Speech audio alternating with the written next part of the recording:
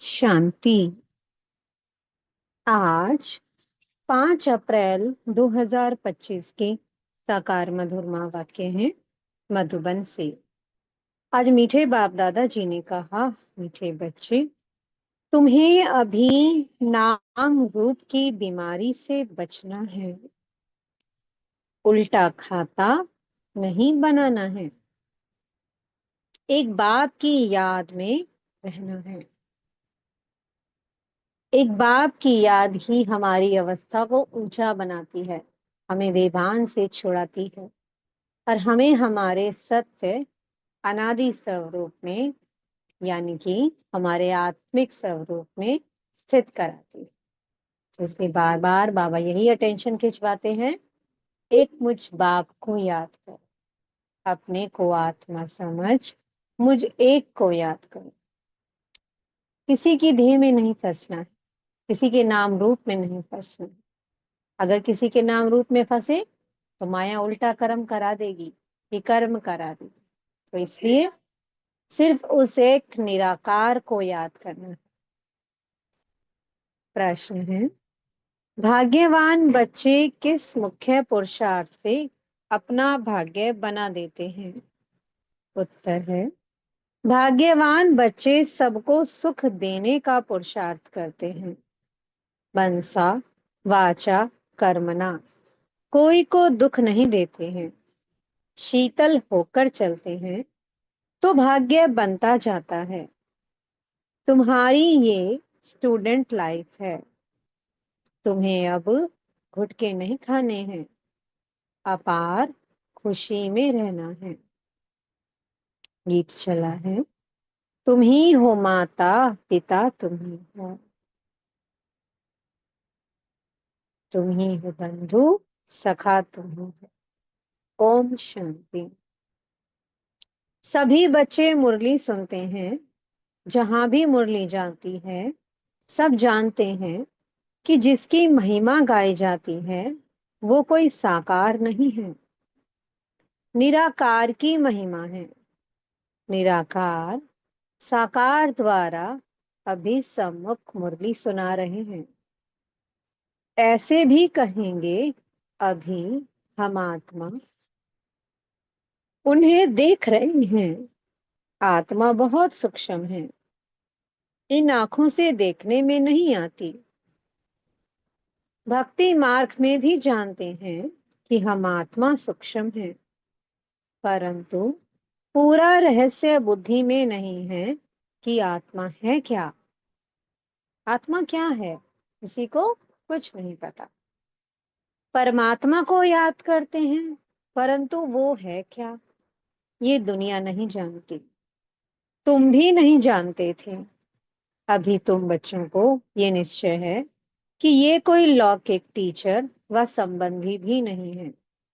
जैसे सृष्टि में और मनुष्य हैं, वैसे ये दादा भी था। तुम जब महिमा गाते थे, तमेव माताश्च पिता तमेव, तमेव बंधुश्च सखा तमेव, तो समझते थे कि ऊपर में है। अभी बाप कहते हैं, मैंने इसमें प्रवेश किया है, मैं वही इसमें हूँ। आगे तो बहुत प्रेम से महिमा गाते थे, डर भी रखते थे। अभी तो वो यहाँ इस शरीर में आए हैं। जो निराकार था वो अब साकार में आ गया है। वह बैठ बच्चों को सिखलाते हैं। दुनिया नहीं जानती कि वो क्या सिखलाते हैं। वह तो गीता का भगवान श्री कृष्ण समझते हैं। कह देते हैं कि वो राजयोग सिखलाते हैं। अच्छा, बाकी बाप क्या करते हैं? भलगाते थे तुम मात पिता, परंतु उनसे क्या और कब मिलता है ये कुछ नहीं जानते। हम गाते तो थे, लेकिन उन्होंने कब आए, उन्होंने क्या किया हमारे लिए, हमें क्या दिया, ये कुछ नहीं जानते थे। गीता सुनते थे तो समझते थे कि श्री कृष्ण द्वारा राजयोग सीखा था। फिर वह कब आकर सिखलाएंगे वो भी ध्यान में आता होगा। इस समय ये वही महाभारत लड़ाई है, तो जरूर श्री कृष्ण का समय होगा। जरूर वही हिस्ट्री ज्योग्राफी रिपीट होनी चाहिए। दिन प्रतिदिन समझते जाएंगे। जरूर गीता का भगवान होना चाहिए। बरोबर महाभारत लड़ाई भी देखने में आती है। जरूर इस दुनिया का अंत होगा। दिखाते हैं पांडव पहाड़ पर चले गए, तो उनकी बुद्धि में ये आता होगा। बरोबर विनाश तो सामने खड़ा है। अब श्री कृष्ण है कहाँ? ढूंढते रहेंगे जब तक तुमसे सुने कि गीता का भगवान श्री कृष्ण नहीं, शिव है। तुम्हारी बुद्धि में तो ये बात पक्की है, ये तुम कभी भूल नहीं सकते हो। कोई को भी तुम समझा सकते हो कि गीता का भगवान श्री कृष्ण नहीं, शिव है। दुनिया में तो कोई भी नहीं कहेगा, सिवाय तुम बच्चों के। अब गीता का भगवान राजयोग सिखलाते थे, तो जरूर इससे सिद्ध होता है नर से नारायण बनाते थे। तुम बच्चे जानते हो भगवान हमको पढ़ाते हैं। बरोबर नर से नारायण इन लक्ष्मी नारायण का स्वर्ग में राज्य था ना। अभी तो वो स्वर्ग भी नहीं है, तो नारायण भी नहीं है, देवताएं भी नहीं है, चित्र हैं जिससे समझते हैं कि ये होकर गए हैं। अभी तुम समझते हो इन्हों को कितने वर्ष हुए। तुमको पक्का मालूम है कि आज से 5,000 वर्ष पहले इन्हों का राज्य था। अभी तो है अंत। लड़ाई भी सामने खड़ी है। जानते हो बाप हमको पढ़ा रहे हैं। सभी सेंटर्स में पढ़ते भी हैं, तो पढ़ाते भी हैं। पढ़ाने की युक्ति बड़ी अच्छी है। चित्रों द्वारा समझानी अच्छी मिल सकेगी। मुख्य बात है कि गीता का भगवान शिव व श्री कृष्ण कौन है। मुख्य बात तो यही है ना। फर्क तो बहुत है ना। सदगति दाता, सर्व स्वर्ग की स्थापना करने वाला, अथवा आदि सनातन देवी देवता धर्म की फिर से स्थापना करने वाला शिव या श्री कृष्ण। मुख्य है ही तीन बातों का फैसला। इस पर ही बाबा जोर देते हैं। भल ओपिनियन लिख कर देते हैं कि ये बहुत अच्छा है, परंतु इससे कुछ भी फायदा नहीं। तुम्हारी जो मुख्य बात है उस पर जोर देना है। तुम्हारी जीत भी है इसमें। तुम सिद्ध कर बतलाते हो कि भगवान एक होता है। ऐसे नहीं कि गीता सुनाने वाले भी भगवान हो गए। भगवान ने इस राजयोग और ज्ञान द्वारा देवी देवता धर्म की स्थापना की। बाबा समझाते हैं बच्चों पर माया का वार होता रहता है। अभी तक कर्मातीत अवस्था को कोई ने पाया नहीं है। पुरुषार्थ करते करते अंत में तुम एक बाबा की याद में सदैव हर्षित रहेंगे। कोई मुरझाइश नहीं आएगी। अभी तो सर पर पापों का बोझा बहुत है, वो याद से ही उतरेगा। बाप ने पुरुषार्थ की युक्तियां बतलाई हैं। याद से ही पाप कटते हैं। बहुत बुद्धू हैं जो याद में ना रहने के कारण फिर नाम रूप आदि में फंस पड़ते हैं। हर्षित मुख हो, किसको ज्ञान समझाएं वो भी मुश्किल है। आज किसको समझाया, कल फिर घुटका आने से खुशी गुम हो जाती है। समझना चाहिए ये माया का वार होता है। इसलिए पुरुषार्थ कर बाप को याद करना है। बाकी रोना पीटना व बेहाल नहीं होना है। समझना चाहिए माया पादर यानी कि जूता मारती है। इसलिए पुरुषार्थ कर बाप को याद करना है। बाप की याद से बहुत खुशी रहेगी, मुख से झट वाणी निकलेगी। पतित पावन बाप कहते हैं कि मुझे याद करो। याद ही हमारी खुशी को जागृत करती है। खुशी का पारा बढ़ता जाता है।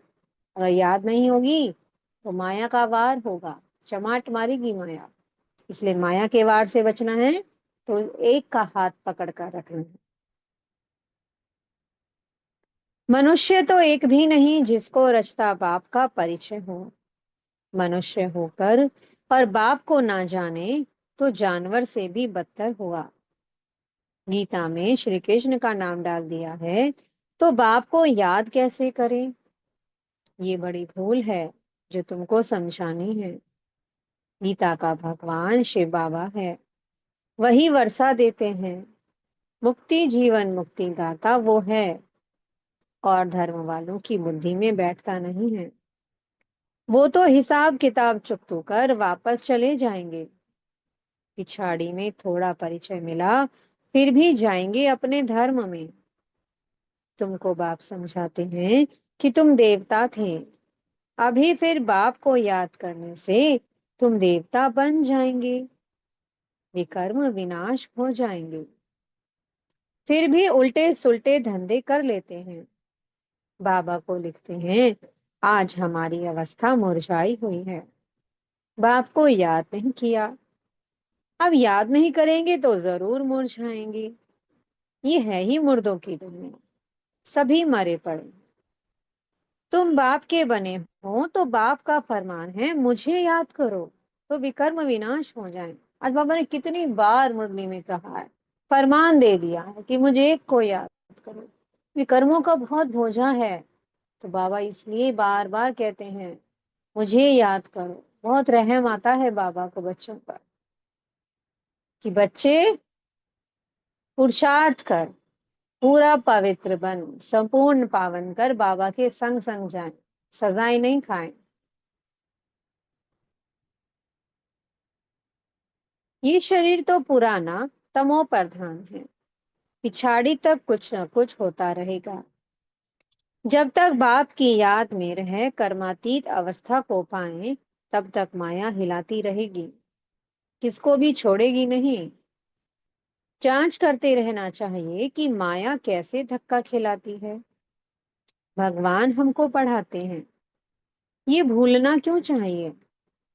आत्मा कहती है हमारा प्राणों से प्यारा वो बाप ही है, ऐसे बाप को फिर तुम भूलते क्यों हो? बाप धन देते हैं दान करने के लिए।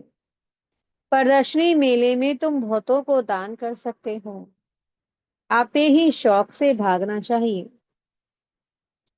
अभी तो बाबा को ताकीद करनी पड़ती है, यानी कि उमंग दिलाना पड़ता है। बाबा बहुत उमंग उत्साह भरते हैं ना कि जाकर समझाओ।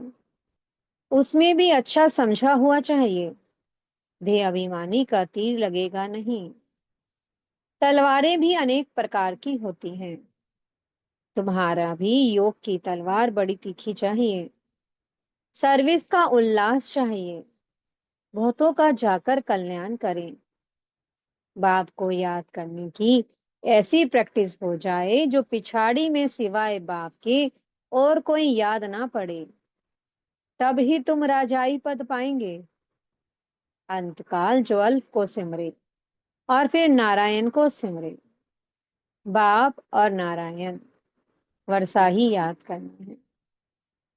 परंतु माया कम नहीं है, कच्चे तो एकदम ढेर हो पड़ते हैं। उल्टे कर्मों का खाता तब बनता है जब किसी के नाम रूप में फंस पड़ते हैं। एक दो को प्राइवेट चिट्ठियां लिखते हैं, निधारियों से प्रीत हो जाती है, तो उल्टे कर्मों का खाता बन जाता है।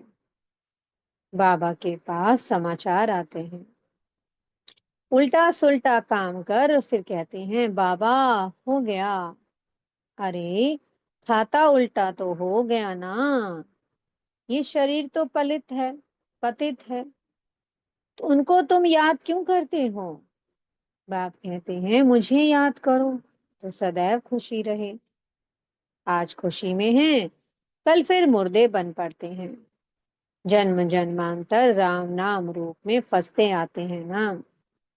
स्वर्ग में ये बीमारी नाम रूप की होती नहीं है, वहां तो मोहजीत कुटुंब होता है।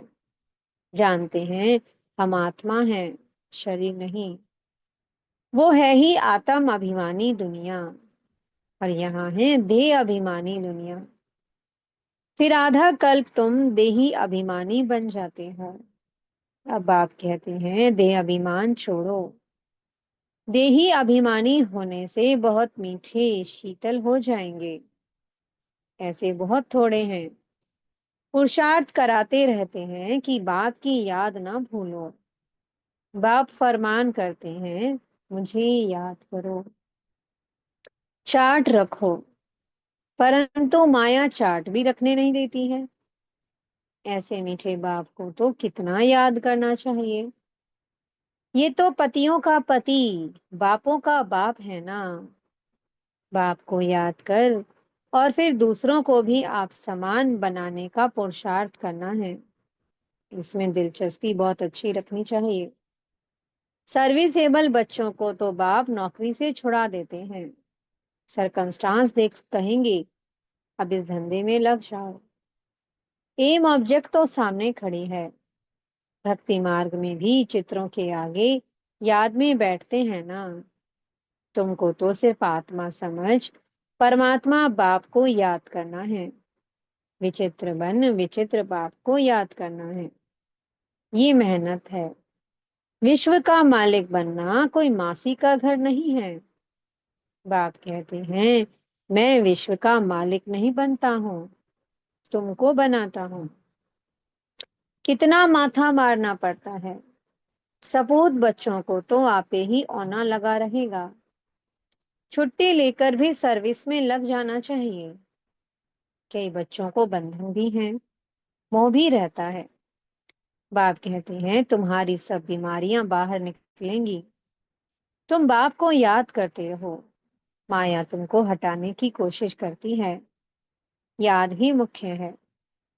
रचता और रचना के आदि मध्य अंत का ज्ञान मिला, बाकी और क्या चाहिए। भाग्यवान बच्चे सबको सुख देने का पुरुषार्थ करते हैं। मनसा वाचा कर्मणा किसी को दुख नहीं देते हैं। शीतल होकर चलते हैं तो भाग्य बनता जाता है। अगर कोई नहीं समझते हैं तो समझा जाता है कि इनके भाग्य में नहीं है। जिनके भाग्य में है वो अच्छी रीति सुनते हैं, अनुभव भी सुनाते हैं ना। क्या क्या करते थे, अब मालूम पड़ा है। जो कुछ किया उससे दुर्गति ही हुई। सदगति को तब पाएं जब बाप को याद करें।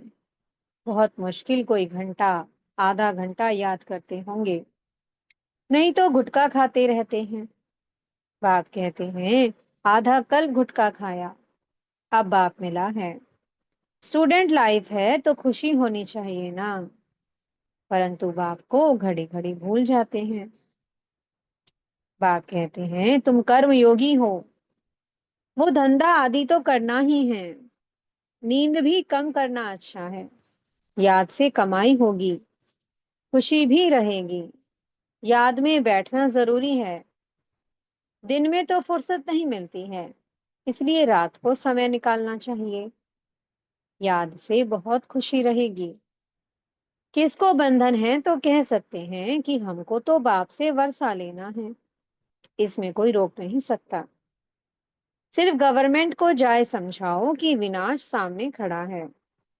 बाप कहते हैं, मुझे याद करो तो विकर्म विनाश होंगे। और ये अंतिम जन्म तो पवित्र रहना है, इसलिए हम पवित्र बनते हैं। परंतु कहेंगे, वह जिनको ज्ञान की मस्ती होगी। ऐसे नहीं कि यहाँ आकर फिर देहधारी को याद करते रहे। देह अभिमान में आकर लड़ना झगड़ना जैसे क्रोध का भूत हो जाता है। बाबा क्रोध करने वाले की तरफ कभी देखते भी नहीं हैं।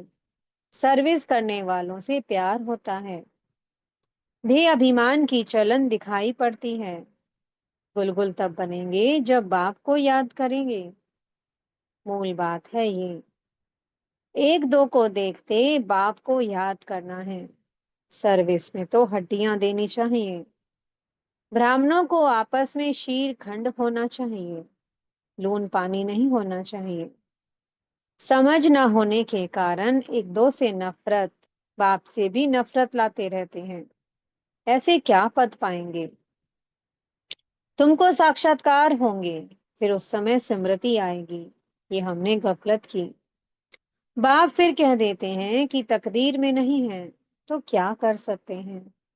अच्छा, मीठे मीठे से की लधे बच्चों प्रति माता पिता बाप दादा का याद प्यार और गुड मॉर्निंग। रूहानी बाप की रूहानी बच्चों को नमस्ते। हम रूहानी बच्चों की मीठे मीठे रूहानी बाप दादाजी को बहुत बहुत याद प्यार, गुड मॉर्निंग और नमस्ते। धारणा के लिए मुख्य सार है। पहला पॉइंट, निर्बंधन बनने के लिए ज्ञान की मस्ती हो, देह अभिमान की चलन ना हो, आपस में लून पानी होने के संस्कार ना हो। देहधारियों से प्यार है तो बंधन मुक्त हो नहीं सकते हैं। दूसरा पॉइंट है, कर्म योगी बनकर रहना है, याद में बैठना जरूर है। आत्म अभिमानी बन बहुत मीठा और शीतल बनने का पुरुषार्थ करना है। सर्विस में हड्डियां देनी है। मीठे सदगुरु जी वरदान दे रहे हैं। श्रीमत से मनमत और जनमत की मिलावट को समाप्त करने वाले सच्चे स्व कल्याणी भव। बाप ने बच्चों को सभी खजाने स्व कल्याण और विश्व कल्याण के प्रति दिए हैं, लेकिन उन्हें व्यर्थ तरफ लगाना, कल्याण के कार्य में लगाना, श्रीमत में मनमत और जनमत की मिलावट करना, ये अमानत में खयानत है। अब इस खयानत और मिलावट को समाप्त कर रूहानियत और रहम को धारण करो। अपने ऊपर और सर्व के ऊपर रहम कर स्व कल्याणी बनो। स्व को देखो, बाप को देखो, औरों को नहीं देखो। स्लोगन है, सदा हर्षित वही रह सकते हैं जो कहीं भी आकर्षित नहीं होते हैं। अव्यक्त इशारे हैं। कंबाइंड रूप की स्मृति से सदा विजयी बनो। बाबा और हम कंबाइंड हैं। करावन हार बाबा और करने के निमित्त मैं आत्मा हूँ। इसको कहते हैं असोच, अर्थात एक की याद। शुभ चिंतन में रहने वाले को कभी चिंता नहीं होती। जैसे बाप और आप कंबाइंड हो, शरीर और आत्मा कंबाइंड है, आपका भविष्य विष्णु स्वरूप कंबाइंड है, ऐसे स्व सेवा और सर्व की सेवा कंबाइंड हो, तब मेहनत कम, सफलता ज्यादा मिलेगी। ओम शांति। बहुत बहुत शुक्रिया प्यारे प्यारे हमारे मीठे मीठे बाप दादाजी का। ओम शांति।